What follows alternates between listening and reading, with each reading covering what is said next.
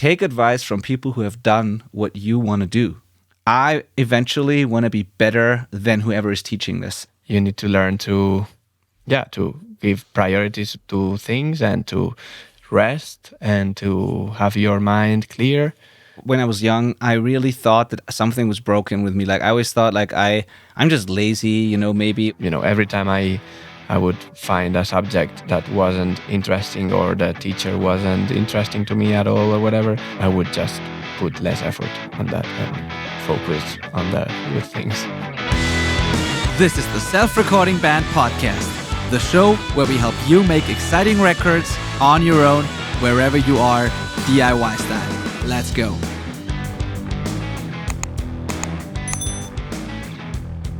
Here's what I've done to develop my skills and get the education that I needed to be able to do the things that I've done over the years. I want to make a really super transparent episode today, breaking it all down for you. I'm breaking down all the courses, the coachings, the seminars, the events I went to, other things that I've invested in that maybe you wouldn't consider education at first until you take a closer look.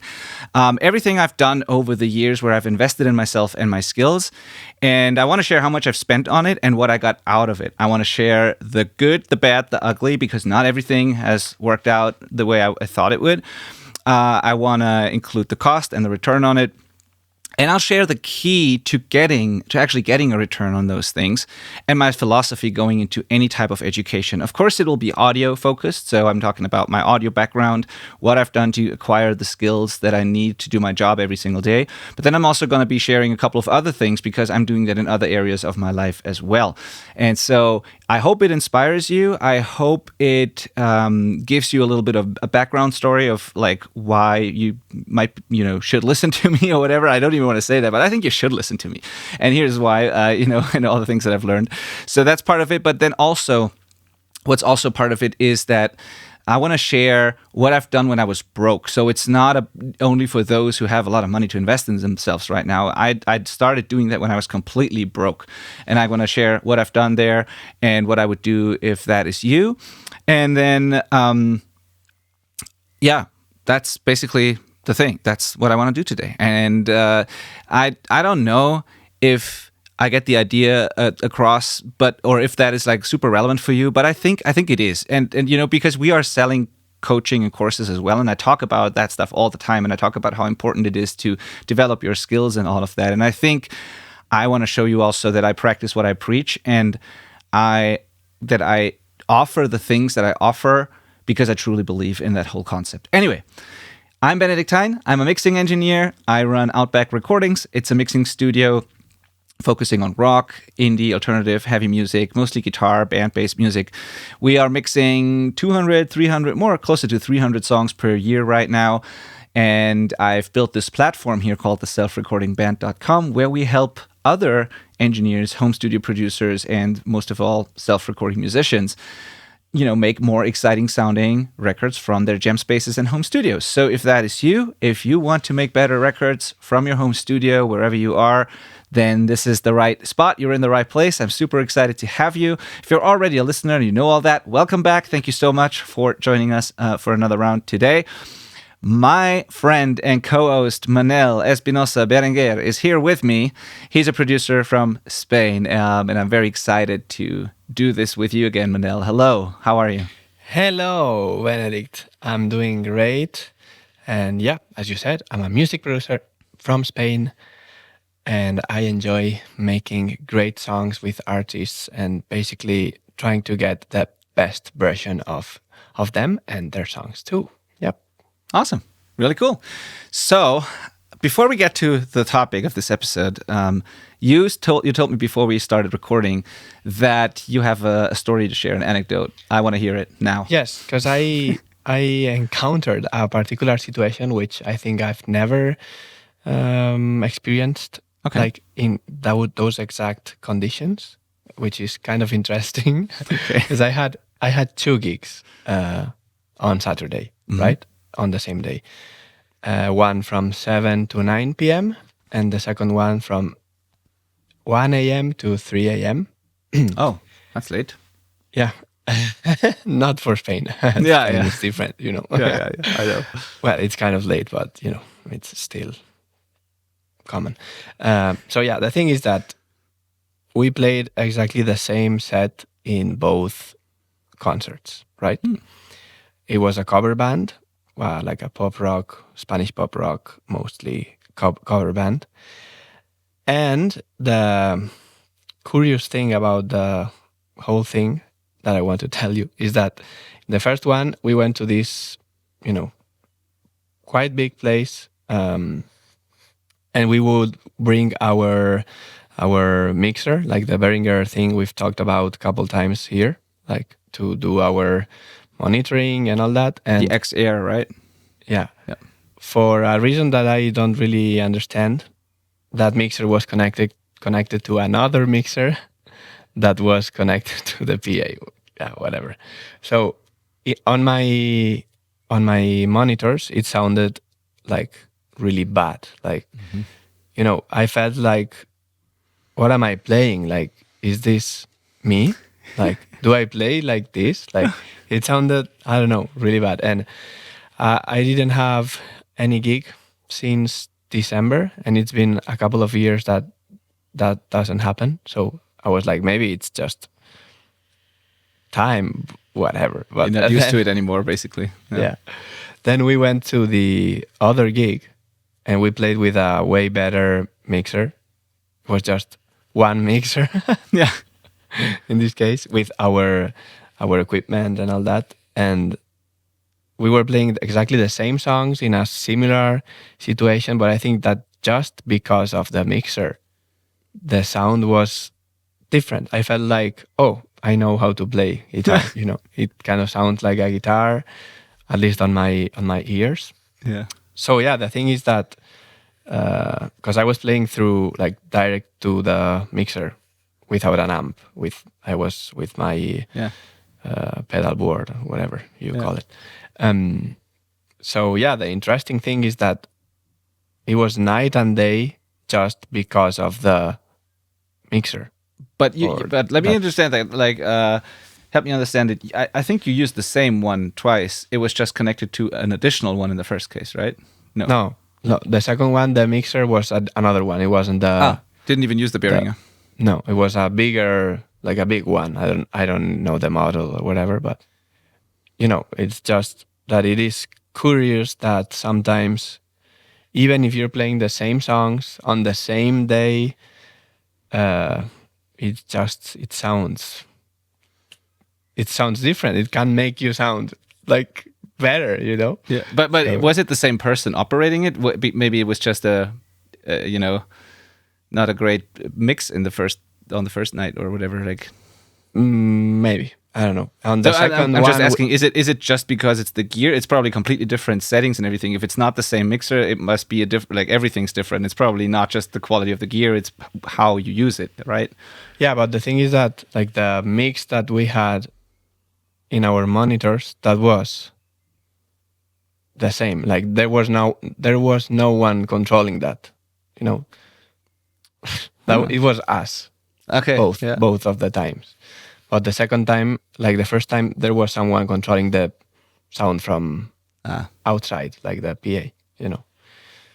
Yeah, maybe there are more factors than just the mixer, but I think, you know, it just sounded like really bad. Yeah, and what was it sounding bad because of like sheer sound quality, or just because the mix itself was like not, or was it like what was the problem? I would say it wasn't the mix; it was just the sound itself. You know, the guitar didn't sound like a guitar, and we didn't have. Okay.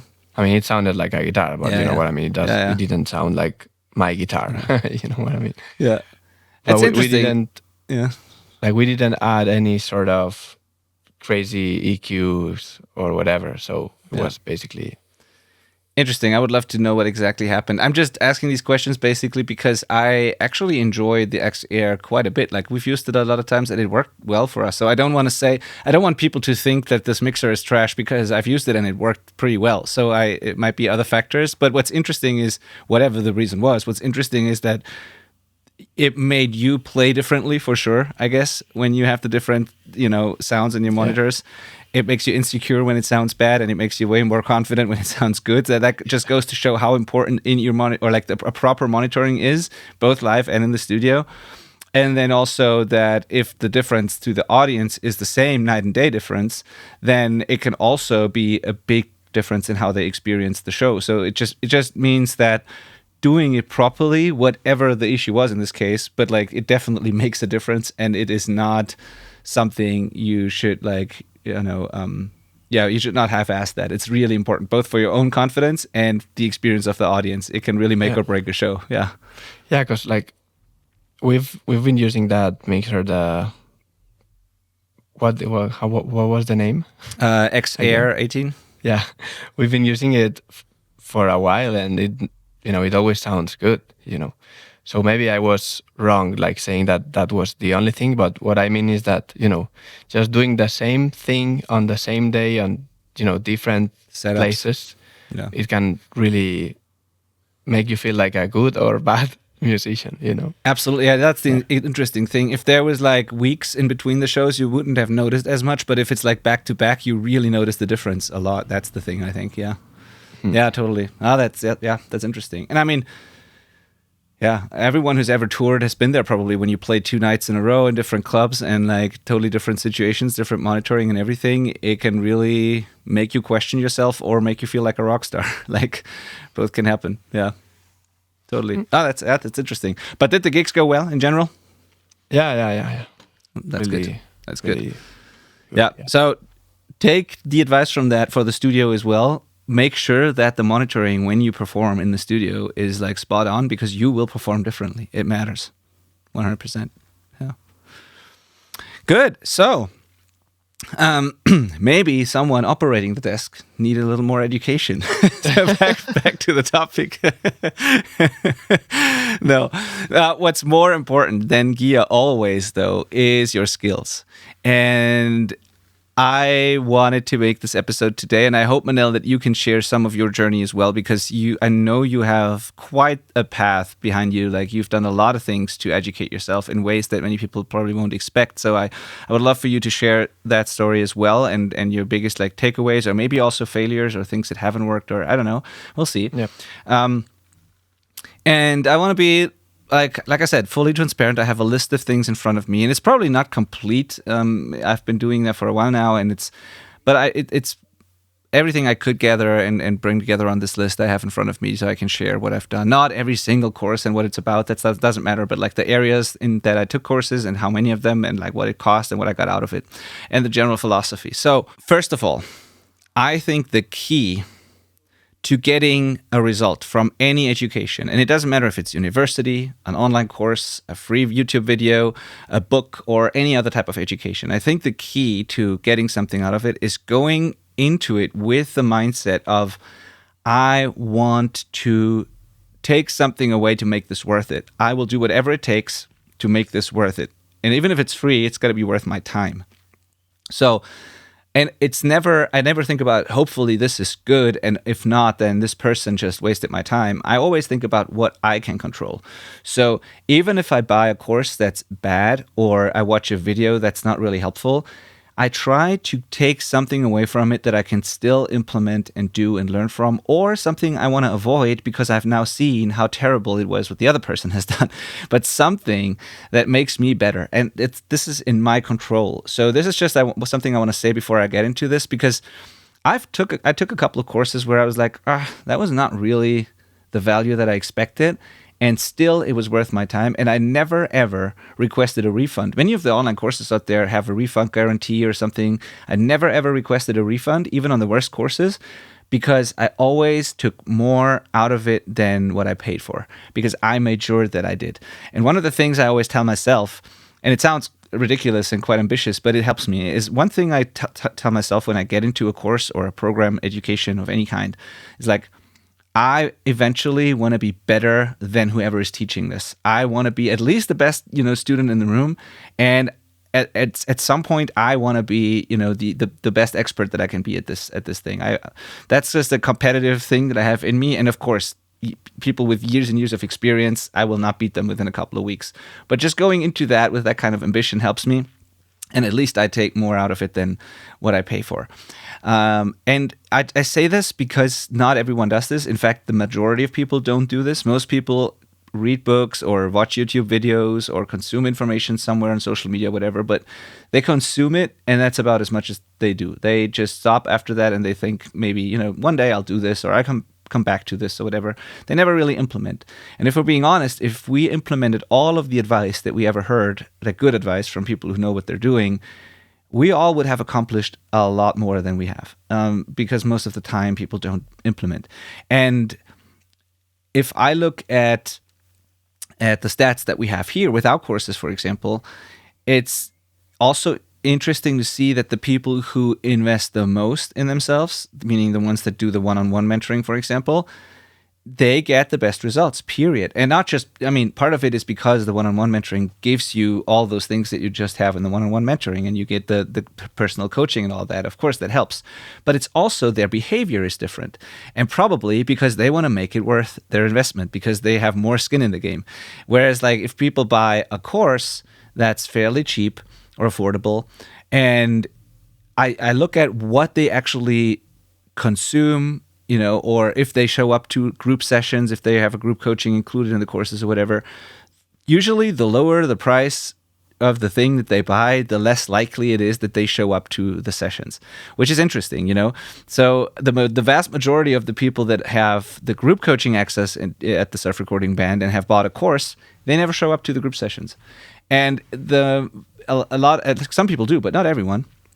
The most actually don't. And they don't even ask questions, below the videos, where you could like comment below the course videos and then get questions answered. And I that just fascinates me. And that's why I start with this, because if I get access to an expert in something that I absolutely want to learn, and I get the chance to ask them questions and, avoid the mistakes that they have made and pick their brain on things, I use that opportunity. If I'm invested in this and I do that, I will use that. And then if it's not for me, if it's not helpful, I can always decide to not do it anymore, but I definitely at least try. So it's kind of fascinating to me that so many people start something and then don't follow through with it and don't implement it. So anyway, that's just something before we get into this that's important for you to know, that I wouldn't have got any return out of all those things if I would have just bought the information and then I wouldn't have done anything with it. So, Manel, have you done... Is like all the education that you've done, where you like to put like effort, time, money, whatever it is into it, has this all been audio related, or have you done that in other areas of your life too, or music related? Let's say. I've done also, like I studied media studies before, so like there's where I started to learn all the video editing and all that. Like it was very basic, so I had to like. At the end, I had to like look for tutorials on YouTube and stuff like that. And I think I've done some like marketing, small courses and stuff like that. Okay. And then besides that, I think it's been all about music, probably. I don't know, English too, I guess. Yeah. Yeah. Yeah, that's right. Yeah. But that's it. Okay, so most of it has been music related. Yeah. Yeah. Cool. So for me, it's like a little bit of both. It started with music and the studio and then the studio business. But then once I saw how it worked and what it has done for me, I started doing it in other areas of my life, because what it taught me was, hey, there is such a thing as like online education. And if I get access to someone else's brain and their experience, and if I actually implement it and I get results, I can probably do that in other areas too. Like I had to learn that whole concept because I started way too late with that. I was terrible at school. I definitely was talented and all that, but I didn't put in the work. And so I was terrible at school because it was things that I didn't want to learn. But as soon as I found things that I really am interested in, I developed it to like the opposite kind of student, where I did everything I could to get better. And I discovered the value of education and studying, not as a student, but as an adult. And so it took a while. Okay, so here we go. The first time, so for when I started let me start with this. So I went to school like most people, and then after that, while I was at school, I was already making music and touring with my band a little bit, and I had a little home studio where I was dabbling a little bit with that. Then, I did recordings for a couple of friends' bands and our own bands and all of that, but I never thought this could be my career. And so basically just because I didn't know any better, I went to university after I finished school, and I picked something where I could do a remote class where I didn't have to go to university, actually. So I picked, there's one in Germany that is like a real university, not just some private school or whatever, and something my parents trusted in. And so I picked that, and I just picked whatever course they offered, and I thought, well, I only want to make music, so I want to stay here, but I have to do this other education because at some point I will need to get a job. So I started studying there, never really put in any effort, never really did anything. After 1.5 years, 3 semesters, I dropped out. Good. Okay, so that was an investment that was not worth it. But to be honest, this was not my investment. This was my parents were supporting me still. And at some point, I felt bad about the fact that they were supporting me, but I didn't put any effort in. And so I had to quit this. Then the next attempt was media technology, which is probably similar to what you studied. Mm-hmm. It's also a university near here. So this was one that I had to go to, but it was nearby. And so I thought, okay, I can stay home, still work on music, go there. It's at least music related. They had an audio class and all of that. So I went there, did the audio part very well, didn't have to do anything for that, basically. The other stuff, especially math, physics, electronics, whatever, that stuff was pretty tough. And so I got to the point where I really had to put in effort, but it was things that I was, again, not interested in. And so after 1.5 years, again, 3 semesters into this, I quit this again. And then I was like, okay, I can no longer, like, my parents are supporting me. I cannot do this. And they will eventually stop doing that, of course. And I've also felt so bad. And I also made music on the side all the time and had built my studio to a certain point. And I was like, okay, I'm just going to go all in on audio now because I already have this business. Actually, it's all I've been doing for years. So no more universities. That was the second attempt. It failed again. I will do now what I know I want to do.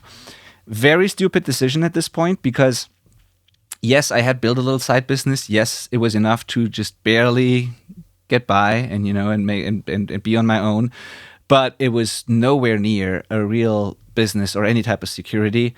And I had no clue about running a business. And I was also not as good at doing actual audio work at the time. I just overestimated what I could do, and it was a very bold and also actually pretty stupid move at this point. I don't regret it because it got me where I am now, but that's the beginning of the story. So far I hadn't done anything in terms of educating myself in the stuff that I actually wanted to do. I just learned by doing. Then reality hit, and after a couple of years, I was like, okay, I'm broke all the time. I'm working all the time as well because I'm not efficient. I'm not as fast as I want to be. I don't know how to run a business. I just want to be creative but it's not enough to make a living. And holy shit, what am I going to do with my life? I cannot do this forever this way. And I also, I was not happy with how my record sounded. And I was in general not really happy with the whole situation despite me living the dream and doing my hobby, And so, but I had no idea yet how to solve that. And then the first light bulb moment that happened was when I was working with a band. They were called, so first of all, I had my own band called Bridges Left Burning at the time.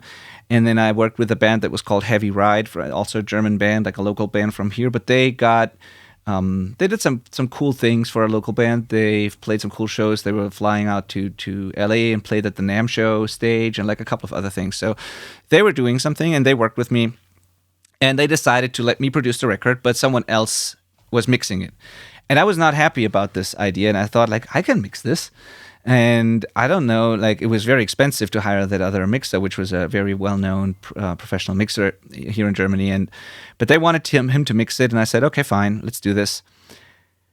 Little did I know that this was kind of changing everything for me, because me being part of this project and this external person mixing it, that was my first mentoring experience, because I was calling, like he was calling me, but actually we talked about the project, and he was giving me advice in a very helpful, encouraging way on like how to best produce this record, how to deliver the files in a way that he could work with them. He didn't dictate what I should do as a producer or engineer, but he helped me avoid common mistakes. He pointed me in the right direction. He gave feedback and listened to some of the raw tracks. So he did what I do now as a mixer. He took the time to listen to the raw tracks, give me feedback, help us improve. And the record would be nowhere near to what it is and what it sounds like when it had I done all of it, and also without his guidance. Like, I've learned so much there.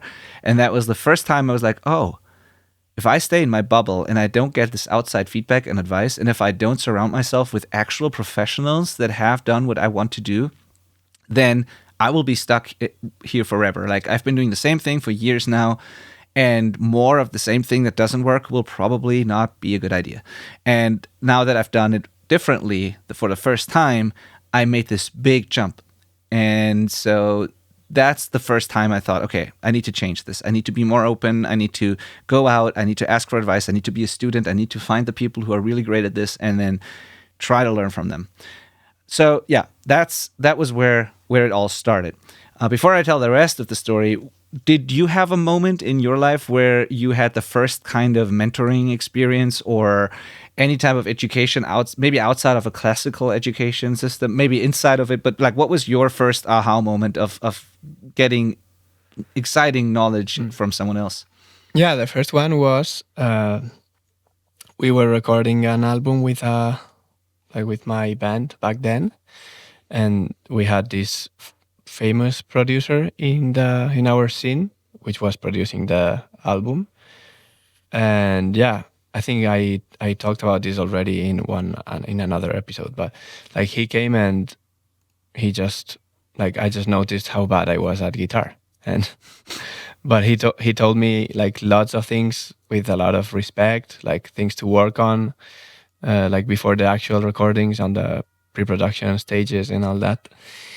And then when the real recordings happened, I played the most of the rhythmic guitars, but still, I maybe had 2 weeks from the pre-production to the recordings. Mm-hmm. And even though I spent a lot of time, I couldn't get the right level for some things, like I learned how to play proper reggae and ska, like the proper technique, how to do it and all that. And I totally felt like I wanted to be like him, because he was someone that everyone in the band would trust, like he would make decisions like really quick about the structure of the songs or what needs to happen or what the drummer should play, or and I think he lost a lot of time during that recording teaching me things, so yeah. And then we worked with him once again later, and I kind of had some contact with him, like to I showed him some stuff that I was doing with another band, and he gave me feedback, and yeah. Very cool. So in a way, he invested in you as well, which is what mentors do a lot of the time, right? Yeah. Like, yeah, if they believe in someone. Yeah. So that's so cool to hear. Yeah. An interesting thing is that compared to you, I've always been like totally different. Like, I was really good at school, like, and also at university, and especially when I started studying media studies, I was this person of like every how do you say, like every course, mm-hmm. In every lesson, every exam, I was between 8 and 10 or something like that, right? Yeah. Even though like it didn't really matter if I didn't like the subject or whatever, like I was always there. And I reached like there was a point of like like illumination that told me kind of like maybe there are some like maybe I'm investing a lot of time in these subjects that are not giving me anything, and it doesn't really matter if I get a 6. Yeah.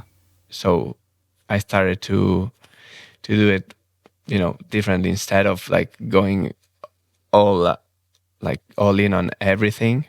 And then when I studied music in Dublin, another 4 years, my perspective was really different. Every time I would find a subject that wasn't interesting, or the teacher wasn't interesting to me at all, or whatever, I would just put less effort on that and focus on the good things.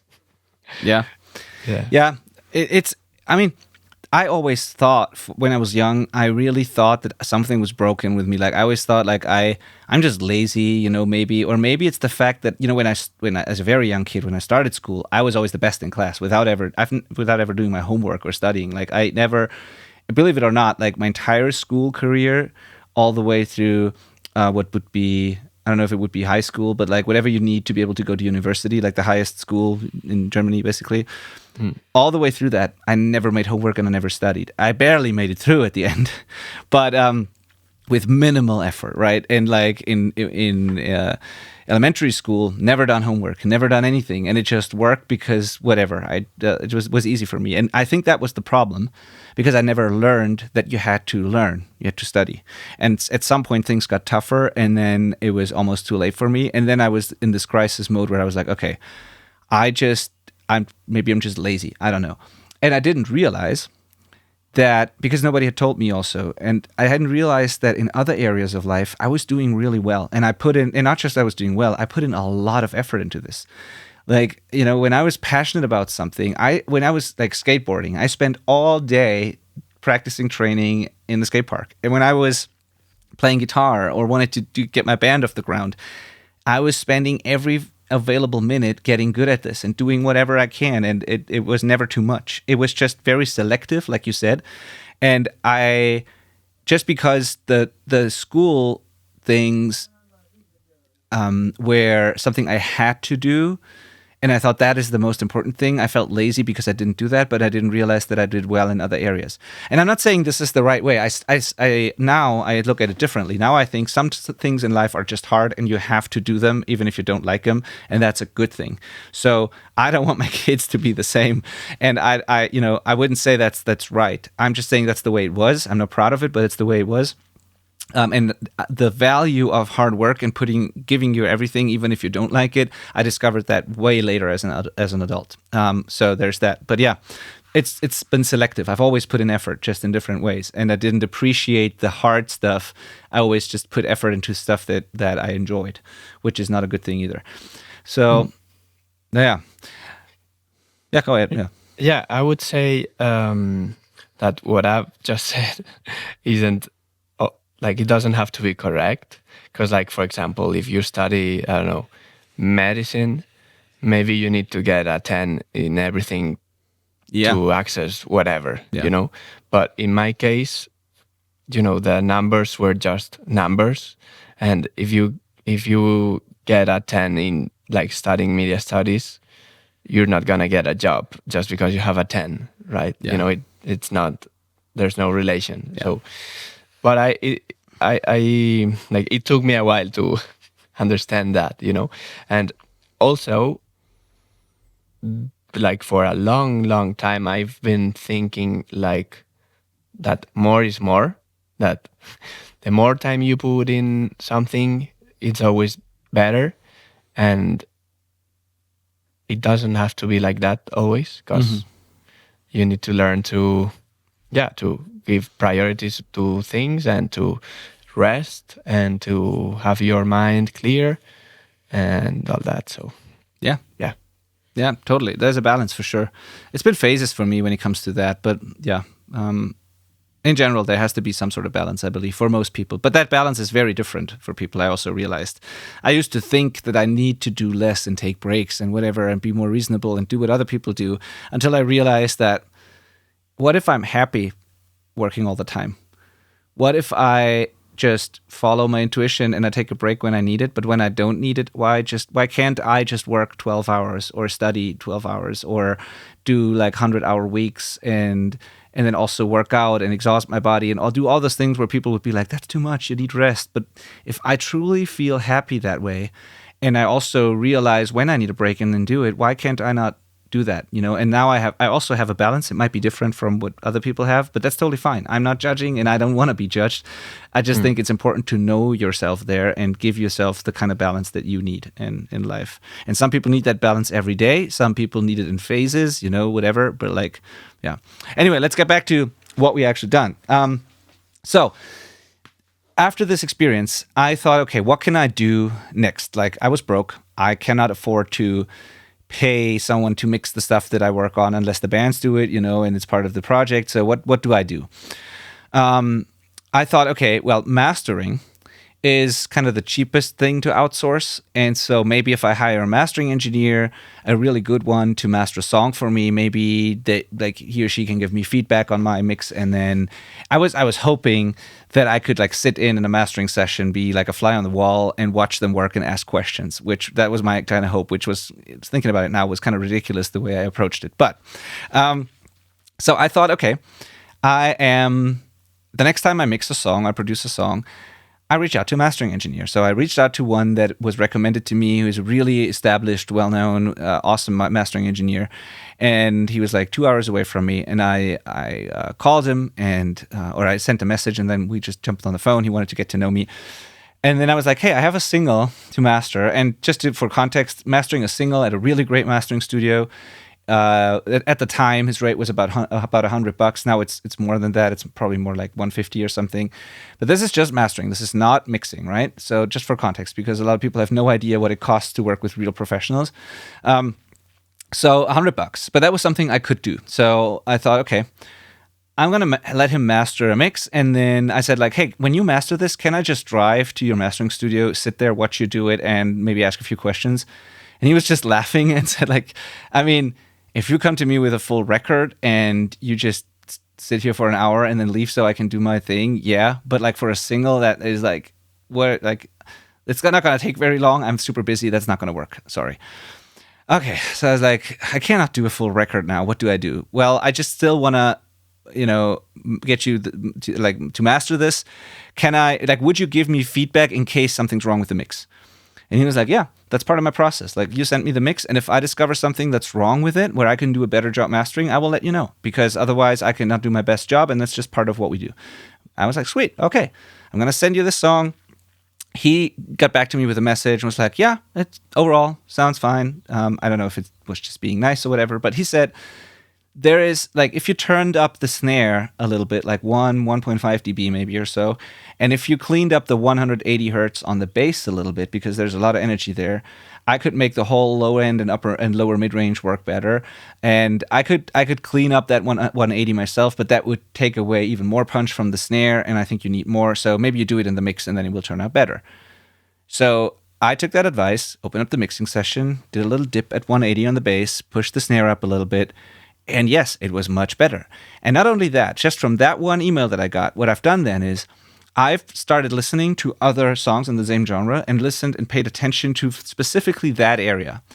And I discovered, oh shit, like all of these other songs have less 150, 180. They're less muddy there, but they all have a little bit of a punchier snare. So he was right. Like I was making a mistake there and didn't even notice. So that one sentence alone improved my mixes a lot, just because now I paid attention to something that I didn't even know was something I needed to pay attention to. So that was great. Then our own band did a full-length album, and we wanted to get signed, and we had big plans for that. And so I was like, okay, we're going to do it ourselves. We don't have any budget, and which was also stupid. We could have made it work. It's this thing that I tell bands now all the time, but we also thought we knew better, and we can do everything ourselves, and we don't need a budget and all that. But we thought, okay, let's outsource the mastering, because then there's this like safety net at the end and this like quality control. And if we mess up when we do it ourselves, then we get this feedback. And so let's at least professionally master it. So I hired the same guy, this time with a full record. And this time he allowed me to drive there and actually sit in on the session. And then I was there, And I was sitting in a really good mastering studio for the first time, and I was blown away, first of all, by how a great room actually, what that sounds like. I've never heard that before. So that was crazy.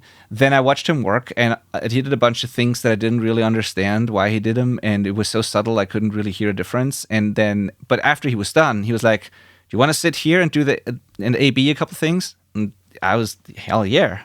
I sat there. I did the A/B, and I didn't notice the difference while he was working because it was all these subtle changes all the time. But then when I did the A/B from the raw thing to the master, it was night and day, even to my then inexperienced ear. And this was crazy. And then I got the chance to ask him a lot of questions about the gear. I learned a lot about how he worked with the analog stuff. And then the most important thing from this session that I took away was, and that served me well for years later, was I said, I want that listening experience in my room. Like, it sounds so great in here and so clear and transparent. And I know I cannot buy these $50,000 speakers and build this room, but is there something I can do? And then he gave me super valuable advice on where to put my speakers, how to improve my situation with minimal, effort, what to do in terms of acoustics, how to calibrate the speakers, and a couple of other easy things I could do to improve my monitoring. And also he had context because he heard my mixes, and he said, based on what I've heard, I think you have this and this problem in your room, and do that. And so that advice alone helped me optimize my home studio at the time and then build my actual studio later. So that, whatever it was, €1,000 for that album, that was an investment that was so worth it, not just because the album turned out way better, but it gave me so much information and so many things I could implement that affected all the years afterwards. So that was the next experience where I was like, yep, that was absolutely worth it. And so then I started to do that all the time. I drove to a studio. I wanted to be in a big studio for the first time with a console and all that. I wanted to know what that looks like, feels like, how it works, how you connect everything. I was just used to my interface and small home studio. So I just called a studio owner that I knew or knew from the internet. And I was like, hey, can I just come to your place and check it out? And, can you give me a tour or something? And then he was so kind to do it like for free. He just said, yeah, I have a free afternoon, come by, I'll show you the studio. But still I had to, drive there. It was like 3-4 hours drive. And that was not for free, of course, because I had to spend the time and money to get there. But at least the tour was free. But yeah, that was another kind of investment. I just went there. I learned a lot about how such a studio actually works. And then later on, because now I knew the studio and I apparently made a good impression, when they needed an engineer to fill in on a session, they would call me. And then when I needed a good room to record drums, or a big room where when a band had a bigger budget, I was just going to that studio, I would rent it, and I already knew the place. So that also worked out. That was also something unexpected that came from it. I just wanted to learn how it works, but then it turned into opportunities. So that was the beginning. Like, I was broke, but I did things that were within reach. Started with one mastering song, then that mixing engineer that mixed this record. Then the tour at the studio. This was all I could do in the beginning. Then I obviously bought a lot of books and watched a lot of videos that were available. I bought magazines that at the time came with DVDs. I watched all of those DVDs. And so these were my kind of small investments in the beginning. But even then I was like, if I buy that book, I want to make the $15 worth it. I want to learn everything, right? And so that was the beginning. Then I got to the point where, okay, I have asked people, I have watched a lot of videos, and I've consumed content and read books and all that.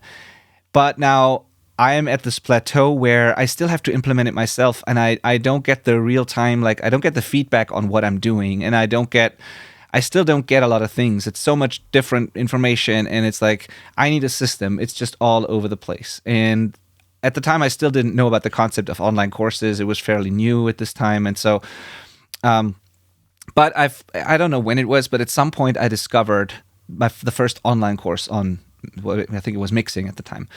And so I enrolled in this, and that was the first time I had a system in front of me that broke it down into modules in a repeatable process that I could just do on my own. So that was much better than piecing it together from different videos and DVDs and books. And the DVDs were great too, but they were not really structured courses. So that was a moment where I discovered, oh, okay, there is education outside of university, and if it's well structured and by someone who has done what I want to do, that's cool. So I started learning with online courses. And then I got better and better at mixing, collaborated with more and more people, got better at producing. My band got signed with that record that we were making there. A couple of other bands that I worked with got signed or played bigger tours. That record that the other person mixed, that I was against in the beginning, that was becoming. There was this pretty big, important magazine in Germany called, I don't know if it's just German, but it's called Metal Hammer. It is, you know that one? Yeah, and it's like a rock and heavy music sort of magazine. They were newcomer of the month with that record, so obviously it worked. So yeah, some things were working. And then, but then I was like, okay, I am doing this. It works better. I start to feel confident about what I do. Now, I'm still broke though and work all the time. And it's still not my real, I want to make this a career, and I'm in the middle of nowhere. And like, I feel like I've maxed out all the things that I can do in terms of just consuming information. And that's where I had the first coaching experience, where I was like, okay, I had mentors before, like I said, but not that I paid someone to be a mentor. And so my wife back then was pregnant, and I was like, okay, if I have to make it work now, because now it's not just about me. And if I can't make it work financially now, and if I can't work a little less and still have enough money to survive, then I need to get a job, because then it's not responsible anymore. So I reached out to a business coach for the first time who had the same background, a music production background also. And I was super hesitant to do it because I hated business, and I hated the thought of like learning marketing and sales and all these things. And I just wanted to be creative, but I had to make it work. It was part of it. So I bought a course there first too. And that course was not cheap for me at the time. It was like 2,000 euros, I think. So I invested in that. And that had a group coaching part with it. So that was my first coaching experience, where I took the course, but then we had live group sessions each week. And then we also formed a mastermind in there with other students. And we met once a week with that mastermind and helped each other out. That mastermind, and that was 2017, I think, when I did that. That mastermind still exists today, and I still am in touch with those people. We still help each other out, although the course is long done. And it was something that was super valuable for me personally, my career, and it's like real friendships now. So that was great too. And then this course introduced me to the whole concept of running a business, but still being authentic and being cool and yourself. And I realized that business and making money doesn't have to be evil, and that you can do it in a way that actually is fun, and that there are other people who do it as well. And I've learned so much from that experience. And then also the coaching was so valuable. I've learned the value of coaching through that. So after that, I did even more in that direction. I bought more courses. I don't need to go into the details, but I bought more mixing courses. I bought a bunch of business courses on different topics, specific topics that I wanted to learn. And then I even flew out to the US, to Florida, to go to an audio summit, like a conference, where I paid for what it was called the VIP package, where you had full access to all the speakers and everyone there. And some of my favorite producers were there. My absolute idol at the time, Kurt Ballou, was there, and a couple of other great producers. And I got the chance to talk to everyone. I got the chance to have dinner with them, and I just wanted to be in a room with those people. So I flew out there, and that was my first kind of seminar event experience. Very expensive for me at the time. This was 2018. The whole trip with flights and hotel and everything cost me, I think, like 4,000 euros or something like that. But again, so worth it, because I got to meet, I had dinner with Kurt Ballou and other people, and I got to ask things like, on my favorite record ever, that snare sound, how the hell did you do that? And I got the answer from the man himself, which was awesome. And the funny thing was, his answer, that was like, oh, it's interesting you mentioned that. I always hated that snare. That was his answer. And then he still explained to me how he did it. So that was so cool. And I got, I was in a room with all these producers, all these other, like, these peers. And even then, I could not really easily afford that. I put those 4,000 euros, I put those on a credit card, which was also not really responsible. But I had experience from the other courses and things I've learned that I was like, okay, so far it has worked. I will make this one work as well. And so I just did it, and I made it work, and I built connections there, and I got projects from that, and I learned so much from that like I never regretted it. So there's that. And then a couple years later, I hired my first business coach. That was the most expensive thing I've ever done, where I thought like, okay, now I need real-time feedback on what I'm doing. I don't just need the information. I need someone to look over my shoulder, do it with me basically, and show me how it works. At the same time, I paid audio mentors to just teach me lessons, like something like I offer now. They didn't have a structured program like we have. I don't think anything like it exists in the world, but I could at least hire people to get access to their knowledge, basically. And I started doing coaching in all kinds of areas. I did that for a couple of years. I still do that now. And yeah, and that's kind of the story. And then it turned, I did other things as well that in other areas of my life. So when I wanted to run an ultra marathon for the first time, which is anything more than like everything that's more than a marathon, I wanted to do that. So I hired someone to not fully coach me, but I wanted to get some advice from someone who has done that before.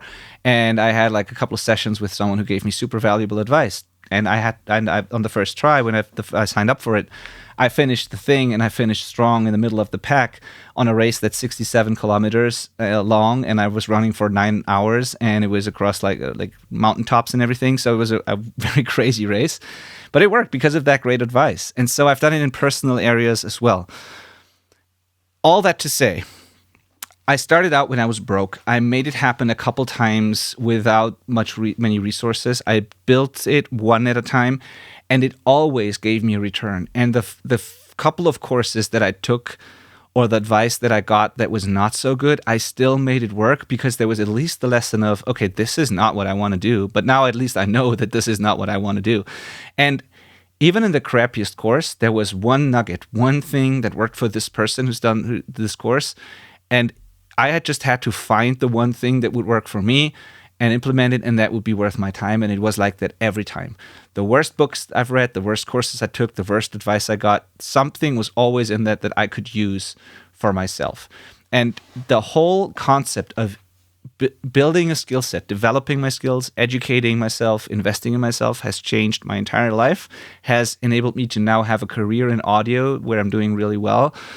In the middle of nowhere. I'm not in a music city. I just made my situation work because I looked to people who have done a similar thing, and I got the advice that I needed. And it now makes so much sense to me that when you want to do something and there's someone who has done that exact thing, that I want to do whatever I can to pick their brain and ask what they have done, because they have already done it. And it makes so much sense to just ask them, follow the advice, and do it yourself. It's doable, totally. And what most people do is they follow advice from people who might love them, but who have not done the thing that they want to do. You know, people take financial advice from people who are broke. People take business advice from people who have never run their own business. People would do all that kind of things from their loved ones, and they mean well and they love you, but take advice from people who have done what you want to do. That's like the thing here.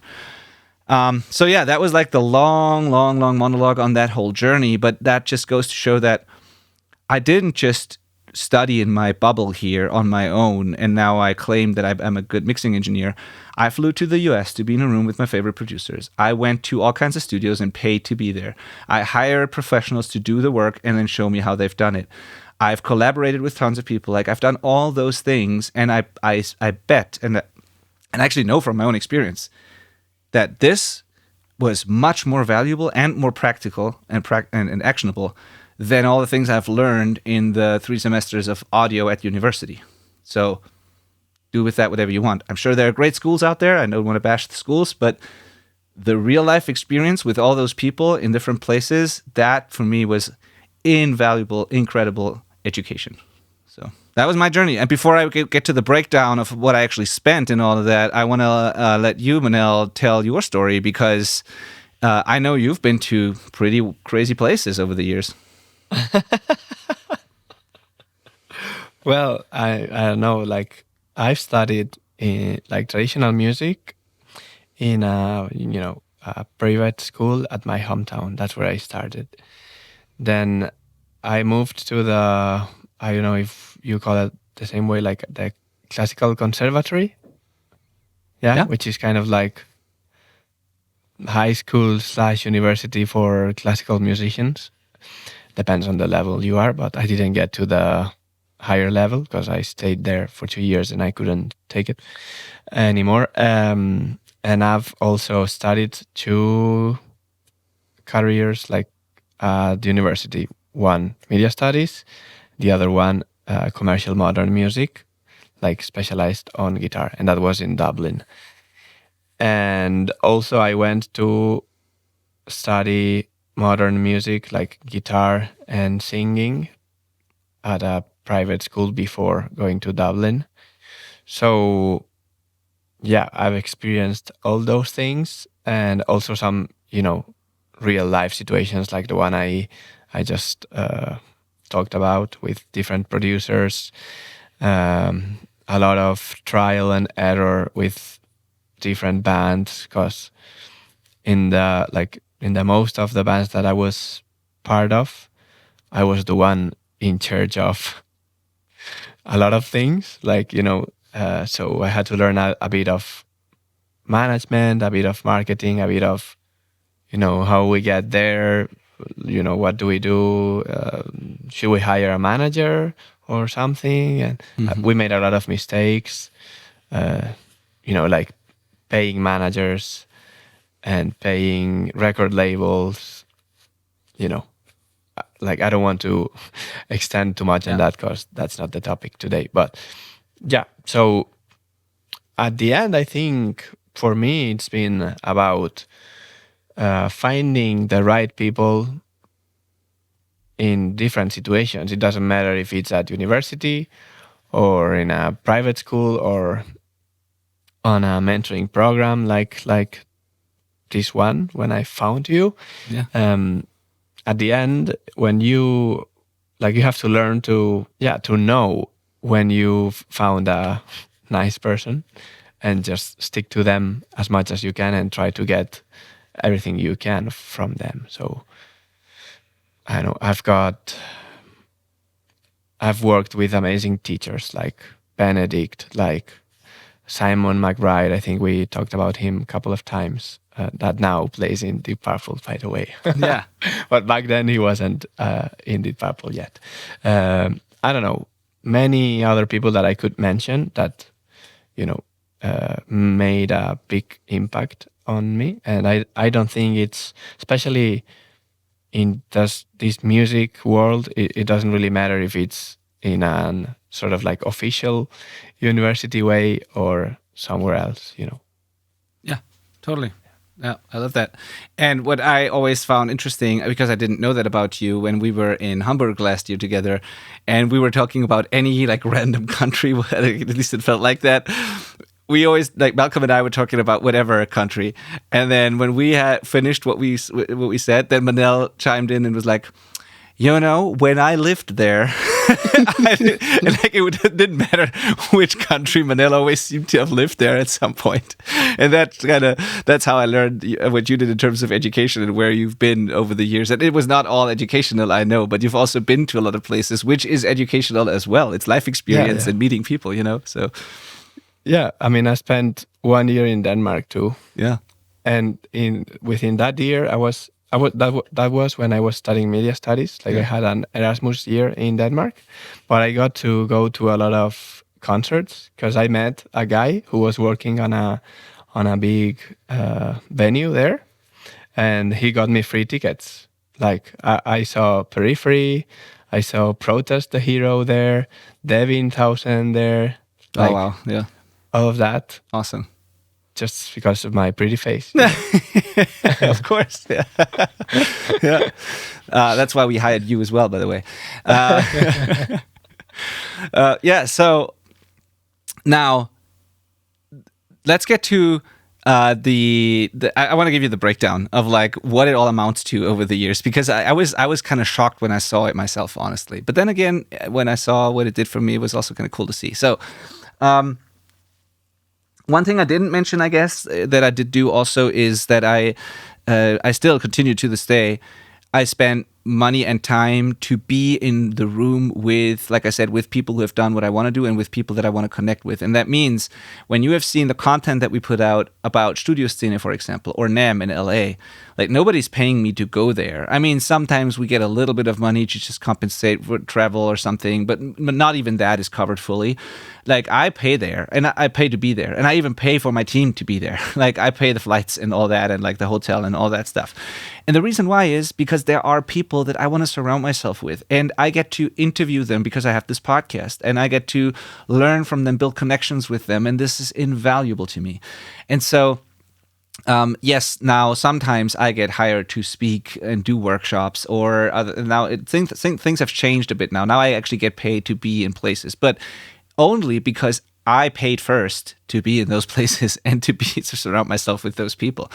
And so even the podcast, by the way, that we have, the first one I did before the Self-Recording Band, I had another podcast where it was a pure interview podcast in the alternative punk hardcore kind of community.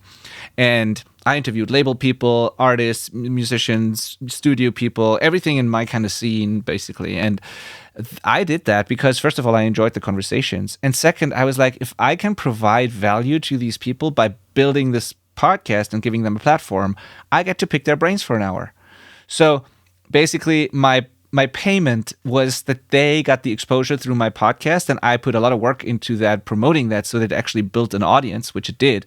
And so I provided value to those people because they were able to be on my podcast and get free promotion. And in return, I got to pick these people. So that was my way of getting mentoring from people that I would otherwise have not been wouldn't have been able to afford. Like some of these people, if I had to pay them for an hour of their time, it would have been incredibly expensive for some of them. Especially the ones outside of the smaller indie community. And we had like massive guests at some point too. And instead of having to pay them, I created this valuable thing. And in return, I got the education on the podcast and then the connections and all that. Being in a community, in an online community that I paid for, by the way, led me to meet Malcolm, who was in that same community. Malcolm then talked me into starting another podcast and building the Self-Recording Band. It wouldn't exist without Malcolm, and this wouldn't have happened without us being in that community that we both paid to be in. So all those things, and not just business returns came from that. Like Malcolm and I are best friends to this day. I was invited to his wedding and flew over to Canada to be at the wedding because I met him in an online community. And all these, like it's been fantastic. So now to the breakdown. And then I'm going to share the return, but not just in terms of my business and career, but also the personal return. And the return, for example, that other people have gotten, like my band members who don't have a career in audio, and they would agree that it was all absolutely worth it what we put in there. So what I've done over the years, and I guess it's not complete, but I just put everything on this list that I could find. I've bought a total of 26 online courses. I don't think this is accurate. It must have been more, but this is what I could find. The 26 online courses in total cost me 13,800 euros. I hired 4 different coaches for 4 different things where I worked one-on-one with coaches. Those 4 coaches together, what I paid for that was like 15,500 euros. So the business coaching, I was paying into a total of about 10,000 for just that, and then 5,500 across 3 different other things where it was just a shorter time. Then I paid hundreds of euros on books over the years. I have no idea how much because I read a lot and I listen to a lot of Audible and whatever. Hundreds of books. I don't know what that has cost. I paid about 10,000 euros to go to events and be there. Probably more than that, but this is what I could find easily. And if I count in all the costs that is a part of that, it's probably way more than that. But just to be there with the tickets and everything. I spent about 5,000, 6,000 on external mixers. This is not that much because I've been mixing myself most of the time in my career. But in the beginning of my career, after that first experience, I hired a bunch of people. So that was about 5,000 euros, a little more. And I paid about 20,000 euros for mastering over the years because I was constantly working with external mastering engineers on projects where I just thought I'm not the best one to master this, and I mix it, but I outsource the mastering to someone else. And I consider that all education because every single time I learned something when I did that. So if I put that all together, this amounts to about 55,000 plus whatever the books have cost, plus whatever else I forgot. So I bet it's somewhere between like 60 and 100,000 probably. But like at least what I know, absolutely know, it's 55,000 plus the books and like travel expenses, what I've spent over the years. And all of that started about 15 years ago, and the majority of that has happened in the last 10 years. So yeah, this is a lot of money, a whole lot of money. But if you look at it from from another perspective, it's like I have a full-time career in audio. I've made that money back easily from all of that, and I would have a normal job without that education, no doubt. So that was worth it. So in terms of monetary return, whatever a couple years of salary as a business owner, a small business owner is, like I'm not rich or anything, but I make a living, and so it's definitely more than that over the years. So financial return definitely was there. Way more important though, the personal development, the ability to now learn, study properly, take advice and implement it, the personal growth that has come from that, and how it has impacted other areas of my life as well, be it relationships, be it sports, be it whatever. Like you can do all kinds of things to educate yourself. Finally, going to therapy a couple of years ago was a part two. I'm very open about this. Like I had my issues with some things, and it's been like that since I was a child. And I finally realized that I have to work on this. And so the whole concept of just getting help from people who know what they're doing has changed everything for me. So the return is far more than just the financial side. And then if you ask my band, for example, who didn't have a career in audio or don't have one because they didn't want to, what they got out of their initial investment of like getting that record mastered and, also believing in me, trusting me with what I was doing back at the time, spending a lot of time into something that could have been way easier. But like they invested their own money and time into it too. And what they got out of it was that we got signed. We were touring all over Europe with our best friends, spending time in a van, playing cool shows. Like we had the time of our lives in our early 20s. And our records are out there. We get to, even now the band that I'm in now, the other guys in the band, they just pay for it. They don't make any money off of it. It's just a hobby. I pay for it myself too because I don't make money off that band too. It's just a hobby for us, but they don't have a career in audio either. But we get to play super cool shows. We again have a small record deal, get the records pressed. Our legacy is out there. We have records out there that we are incredibly proud of. We can show that to our kids one day. We can, it's like there's no regret that these songs have never seen the light of day. Like the return is insane. And so even that band that only costs me money now, that the current band that I'm in, it's worth every single cent to me because of that. Like, for example, last year I played a show with my old band, Bridges Left Burning, after not playing a show for 10 years. We played the first one at a festival here, a local festival, and it was insane. I didn't know that people still cared about the band. There was like hundreds of people in front of the stage who were completely freaking out. And the best part about it was now, like back then when I had the band, I didn't have kids. Now I have 2 kids, and my kids got to see me play with that band. And I was so proud and excited, and they were so proud of me. And like, it was such a beautiful moment. And that alone, I cannot even tell you what that is worth in terms of money. Like that's worth everything to me. Like that I got to this point that I can now do that and play this amazing show, and my kids get to watch that, and I get to provide for my family doing music, and all the things I've experienced over the years, all of the places I've seen with my best friends. It is all absolutely worth it. And it is not just because I make money of that now, it's because of everything I've experienced. And so this is why I'm such a big fan of education. This is why I wanted to build this platform. This is why I'm so passionate about it. This is why we have this unique program where I spend so much time and effort. And if I run the numbers, honestly, my business coach would be shocked because it's not the best way to run a profitable business, but I don't care because I put so much effort into it because I seriously love what I do, and I believe in this concept. And because I know that not everybody has the means to invest tens of thousands of euros right now, I also now made it happen. Like I found a way to make it accessible even if you don't have the resources right now. Because now what you can do is, first of all, you can always hire someone to mix or master one song like I did when I started out. There is a way you can make that work. Then, if you want coaching and education, you can buy for example, our online courses without having to do one-on-one. You can get an online course at our platform on recording, editing, mixing, whatever is the most important thing for you. You can get that for like $199. And that includes now 90 days of group coaching. You don't have one-on-one or your personal plan and no access like to me personally, but you have live calls twice a week. You have a community. You can see what it is like in there. You can surround yourself with people who have done what you want to do. And you can get started at a rate that most people can make work. And then you can decide if you want to upgrade to a full mentoring or whatever. But there is a way to get started now. And I wanted to do that for people. So, there are really not many excuses. And what I've done when I was really broke in some of these cases, don't do the stupid thing like I did and put it on a credit card unless you are 100% confident and convinced you're going to make it work. But like what I have done, I mean, you can put it on a credit card, but one that you can afford. That's what I mean.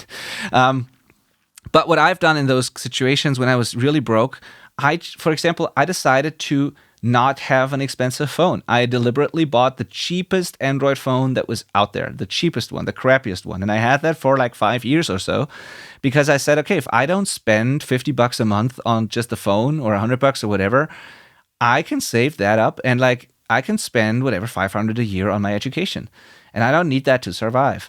And I did the same thing with other areas of my life. I used to go out and party a lot and spend money on drinks. And I was even like a smoker back then. And I spent money on cigarettes, drinks, and all of that. Now, if I don't do that, I can invest quite a bit of money into my skills and other things. And yeah, we all need to live. And there's things we like outside of just education. But I bet there are areas in your life that are not as important where you can make it work to at least pay $100 or $200 to pick someone's brain or to get the information you need to get to the next level. And if your songs have been sitting on that hard drive for years now, and you are worried that they're never going to see the light of day, they're never going to be released, you're never going to have the sound that you always wanted, maybe now is the time to take that seriously. Do whatever you can to make it happen, and then start getting the skills so you can finally finish those songs, put them out there in the world, and you'll never know what's going to happen. Worst case is you're just going to be super proud of what you released. That's the worst case. If nothing else happens, if no doors open, you won't become a rock star, you don't start a career in audio. Worst case is you have a record out and you're going to be super proud of that. So just do it. Find a way. And there is always a way. Like there's even like one, and that's going to be the last story I tell, I promise. Like I'm just so passionate about it. One band that worked with me more often now. I'm now producing their third album now, and one EP I've done for them as well. There's 3 albums and 1 EP. When they came to me for the first time to record a full length, they didn't have the budget for that because it costs a lot of money to do a professional album at a studio. But they trusted me. We've done an EP together before, and they wanted to work with me, and it worked out well. And so and I think I told this story on the podcast before, they literally told me, hey, we will do whatever it takes to make that work. We don't have that money right now, but do you have amps and drums and guitars at your studio? I was like, yeah, because I was still full-time producing then and not just mixing. And I said, like, yeah, I have those things. Well, okay, we're going to sell all of our gear and then pay you for the record. And then after the record's done, we're going to find a way to get the gear back. And I was like, that is the level of commitment that I want to hear, right? And they did that. They sold their amps, they sold everything, and they paid for the record. They used my stuff to make it. They got signed. They started playing bigger shows. They made the money back. They're playing super cool shows now. They're on their 3rd record on always on like cool labels, and it absolutely worked out. There's no guarantee that it works out, but that level of commitment, I'm just saying, there's always a way if you really want to, right? So, oh. Yeah. Yeah. And the band is called crazy. Swallows Rose, by the way. You can look them up. They are there's not a massive band, but in that genre, in the punk rock indie sort of scene in Germany, they are pretty well known, and they play incredibly cool shows, big festivals, big support shows. And it's not their job. They don't do this for a living, but they definitely, made it worth the investment. So Yeah. Also, maybe worth mentioning my case when joining the program. Like, I was broke and my parents helped me to deal with it, even though it's not a crazy amount of money, but I couldn't afford it myself. And now here I am. yeah. So I mean, you should not join a program just because this kind of thing, because you never know. But yeah, you never know. So sometimes beautiful things happen. And I think it's also important to give a lot of value to the experience itself, of meeting new people and, just sharing things with other people. Yeah, just like you did when you went to LA, and the experience itself, even though it cost you 4,000 euros and with your credit or whatever. Yeah. But that was Orlando, but LA was expensive too. yeah. But we also have to give a lot of value to the experiences that these investments allowed us to have. Totally. The experiences and the connections and the people are everything. That's why I stopped just selling online courses without the community aspect. I want everybody to at least have the chance to be in a room with other people. Many people, for whatever reason, don't take the opportunity and just watch the course. That's up to you. I cannot force you. But I want everyone to give the opportunity to be in the room with other people, because I believe the experiences and the people you meet are the most valuable thing of all. And yeah, and if you just use that, and if you use the access you have to other people who know what you want to know, it's like insane what can happen. So yeah, so if you want to do that, and if you want to, by the way, if all the things I've learned in those 26 courses, 4 coachings, events across the globe, I don't know, 300 plus episodes across both podcasts, conversations with all kinds of famous people in the music industry, if you want to learn from that too, because that's all in my brain and on my computer, and I can like transfer that to you. So if you want to learn from that, plus my own experience of mixing thousands of songs and working on all that, you have access to me. Like the cheapest thing is you buy a course and get access to the community, and then you can join me live twice a week and see me work on real projects and ask questions in the community and connect with others like Manel or other people in the group.